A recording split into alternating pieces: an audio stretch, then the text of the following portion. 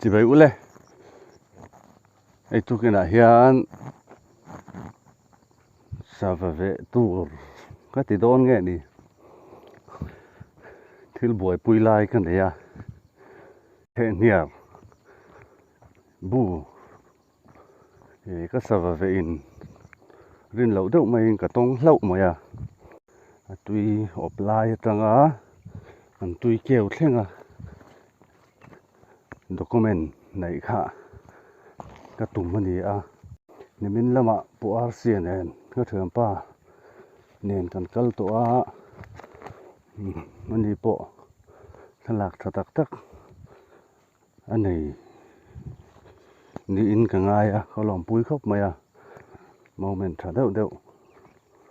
anh này đi in cái gì à tu cái nào hiền anh nó thuộc đòn là va sao vẫn đắng anh một lạc phải in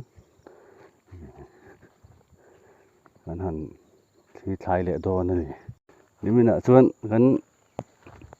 video cần siam lem là va rêu rùa lằng lem là va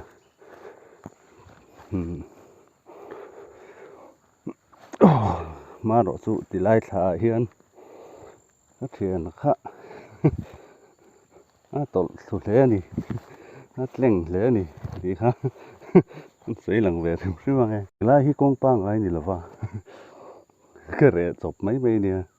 cái sao về tiền công pang ai trên cột cái bộ thả cột cái rổ sầu khá sao bu khác cái một xia thằng là một trong cái cái khá chuan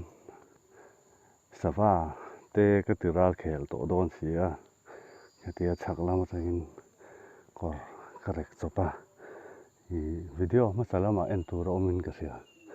thì lại cái chụp thả video thì po hi cái đã tel mấy thầy thì mình à han kan sial tle min kan tip pa ngai deuh hle ka du vak lo zo ka keima chuan kong kal thin na ani ti hi riat lo thei sam jok sela ka duwa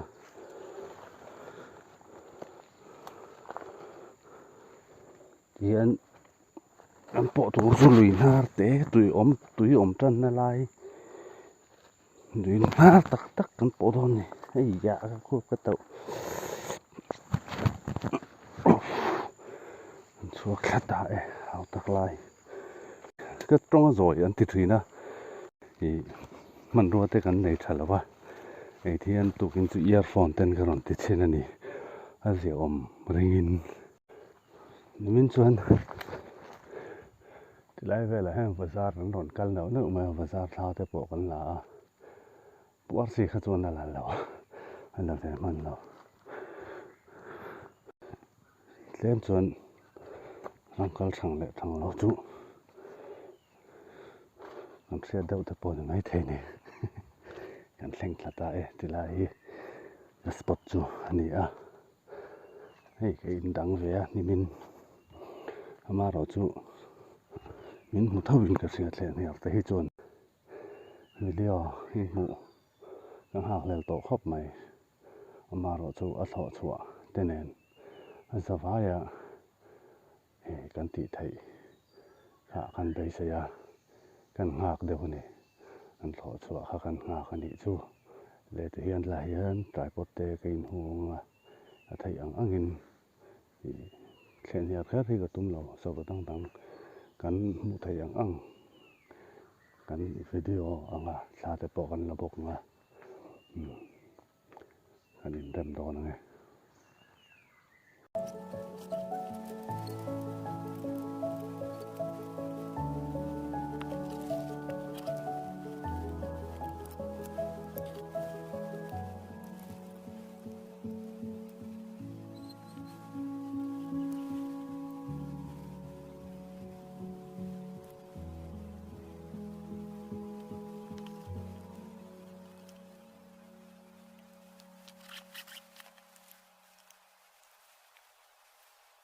hey cái setup chung đi à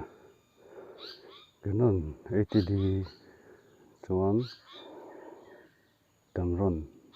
150 to 600 lens third party lens ka hanga ti chuan in grip ka hanga battery pahnih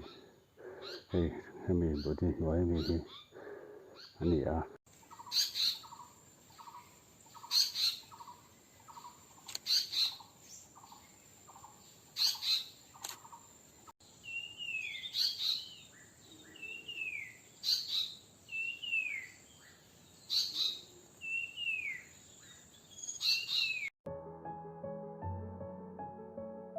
Pathian in nung cha te hi du le mangai taka asiam te an ne wangin atin lo turin mitin ifim khur thawang u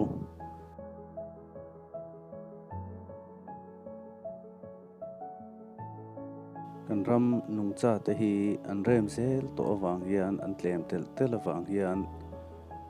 aka emo aperemo te hi a hun to lo le a kan ram hi kan har chua a hun to tak zet ani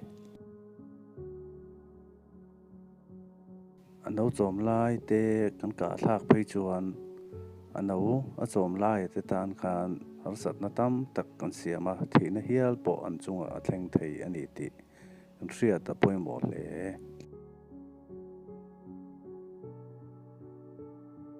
thang le thar lo la om sel tur te ta na ram nuam tak kan hu chia hi kan ti mak mo ani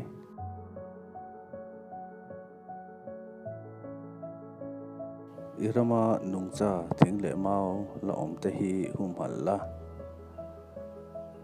ram nuam tak siam tu ni turin ke pen la iril ru siam ang che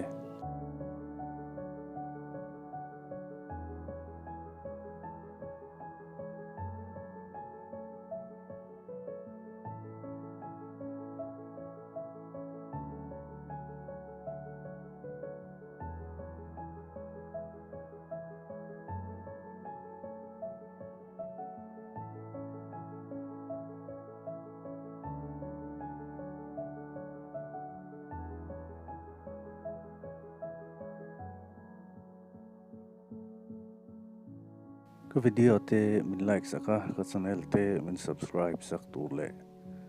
share te min lo pek saka min lo troy om zel turin in khongai na ka di le in zawa in mang tha vek ule